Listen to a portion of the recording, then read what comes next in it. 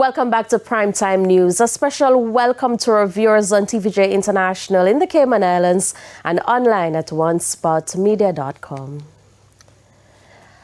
A day before the hurricane season, and the government and the opposition appear divided about the country's readiness, the opposition is claiming that the recovery from Hurricane Melissa has been slow, while the government is insisting that progress is strong. More in this report. Member of Parliament for South St. James, Nikisha Burchell, knows all too well the challenges being faced by Hurricane Melissa victims. In her constituency, she says some roads remain impassable while victims are struggling to get back on their feet. A lot of them are still in a lurch, waiting to hear from the Ministry of Labour and Social Security whether or not they qualified for assistance. Many of them are told that there is no assistance for them. So as representatives, we are doubly booked with trying to find housing for the homeless who are in our constituency.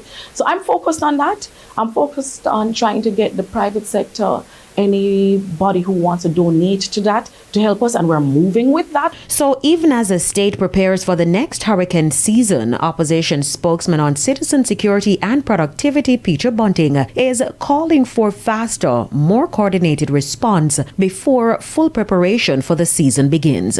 They went to zinc bush and find some old zinc and tack up back on their roofs just to take the heavy rain off of them, but still full of leaks, etc. My sympathies and my concern goes out to these families who are now facing a new hurricane season, and we really call upon the government to accelerate the response. It has been feeble up to now and unacceptable, and the people of Jamaica deserve better. He also said businesses across the affected parishes like Westmoreland continue to suffer heavy losses.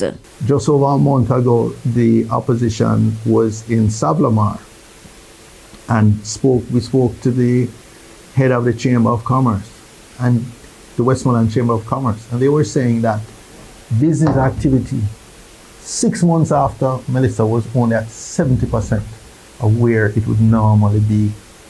Now, very few businesses can survive on 70% of the revenues that they would normally expect.